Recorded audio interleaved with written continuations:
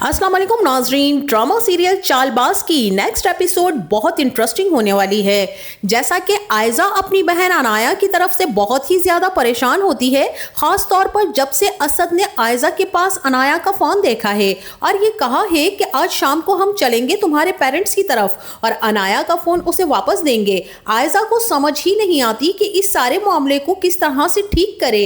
जैसे ही अनाया का फोन उसके पास जाएगा, वो उस लड़के शायान से फिर से बातें करने लगेगी और जिस तरह से शायान अनाया को लेके पूरे शहर में घूमता फिर रहा है, अगर ये बात असद और ताया अब्बू तक पहुंच गई तो मेरी तो किस कदर बदनामी हो जाएगी। इसीलिए आयजा सोचती है कि अभी तो असद ऑफिस में है, क्यों ना मैं खुद जाकर उस लड़के शायान से बात करूं और पता करने की कोशिश करूं कि वो अनाया के लिए कितना सीरियस है। अब जैसे ही शायान को कॉल मिलाती है अनाया के फोन से, तो शायान फौरन से कहता है कि भाई अनाया, इतने दिन से तुम कहाँ थी? मैं तुम्हें कब से फोन मैसेजेस कर रहा था, लेकिन तुम ना फोन पिक कर रही थी और ना ही मैसेज का रिप्लाई कर रही थी। यहाँ पर आयजा गुस्से से कहेगी कि मैं अनाया नहीं, उसकी बड़ी बहन आयजा हूँ और आपको ये बताना चाहती हूँ कि हमारे खानदान की लड़कियां इस तरह लड़कों से बातें नहीं करती हैं और ना ही बाहर घूमती फिरती हैं और ना ही मिलती हैं। अगर आप अनाया के लिए सीरियस हैं तो रिश्ते के लिए अपने माँ बाप को भेजिए, वरना आज के बाद अनाया से कांटेक्ट करने की कोई जरूरत नहीं है। अब यहाँ पर शायान सोचता है कि मैं और अनाया जैसी लड़की से शादी, अरे भाई मेरे तो आगे पीछे अनाया जैसी कई लड़कियां घूमती फिरती हैं कि अब मैं कब उनसे शादी करूंगा।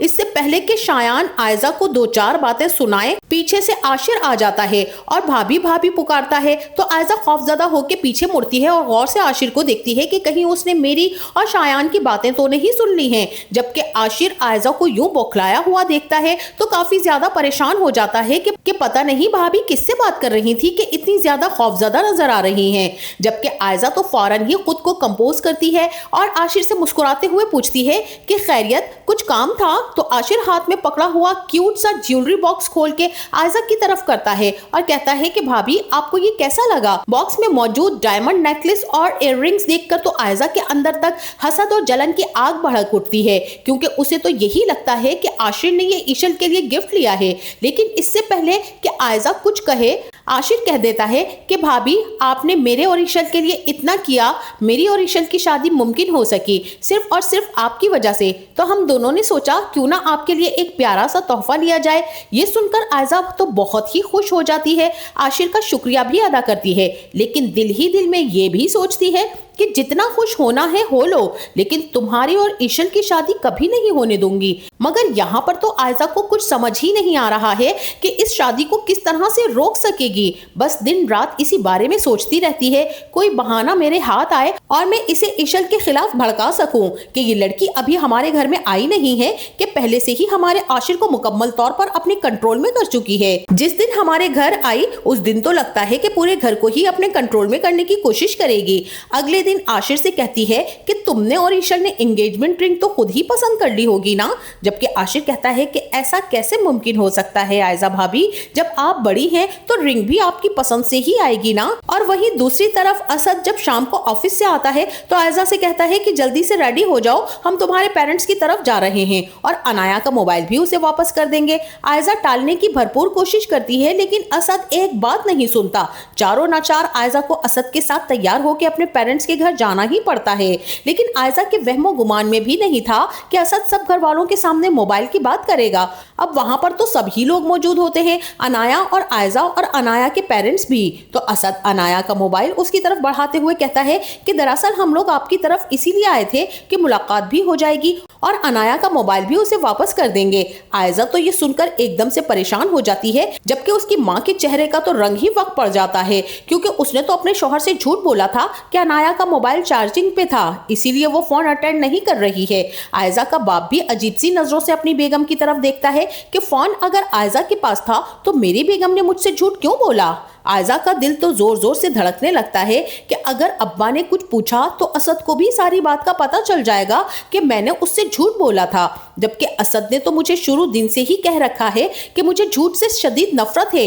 लेकिन इसी दौरान असद के नंबर पर भी कॉल आ जाती है। वो बाहर जाके कॉल अटेंड करता है और फिर परेशानी के आलम में अंदर आके बताता है कि रोहान का एक्सीडेंट हो गया, वो उस वक्त हॉस्पिटल में है। अब बजाय परेशान होने के रोहान के लिए आयजा अल्लाह का शुक्र अदा करती है कि मोबाइल वाला टॉपिक तो यहीं पर खत्म हो गया।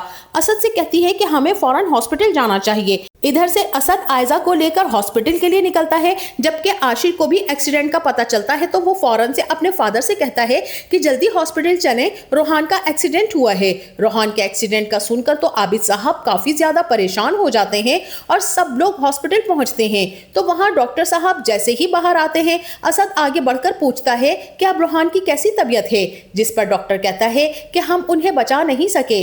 यहाँ पर आबिद साहब तो लुढ़खुड़ा के गिरने वाले होते हैं कि आशिर उन्हें जल्दी से सहारा देके बिठाता है, जबकि बाकी सब घर वाले भी शॉक्ड हो जाते हैं। उन्हें तो अपने कानों पर यकीन ही नहीं आता। आयजा यहाँ पर बहुत खुश होती है कि बहुत अच्छा हुआ कि रोहान मर गया। अब मैं इसी बात को बहाना बनाऊंगी कि देख लें इशल इस खानदान के लिए कितनी मनहूस है। अभी उसकी मंगनी की ही बात की थी कि हमारे घर का एक फर्द दुनिया से चला गया। जिस दिन वो लड़की हमारे घर में आई, पता नहीं हमारे घर पे और कौन कौन सी कयामतें टूटेंगी। लेकिन नाजरीन, ऐसा नहीं होगा। डॉक्टर को कोई गलत फहमी हुई है, शायद वो कोई और रेहान है जो मर गया है। उनके रोहान का एक्सीडेंट के बाद हो सकता है चोटें आई हो, लेकिन वो जिंदा होगा। वहीं दूसरी तरफ इन सब के हॉस्पिटल जाने के बाद आयजा के फादर अपनी बेगम से पूछेंगे कि तुमने मुझसे झूठ क्यों बोला? अगर अनाया का मोबाइल आयजा के पास था तो तुमने ये क्यों कहा कि वो चार्जिंग पे लगा हुआ था? और अगर आयजा के पास था भी तो उसने ऑफ क्यों कर रखा था?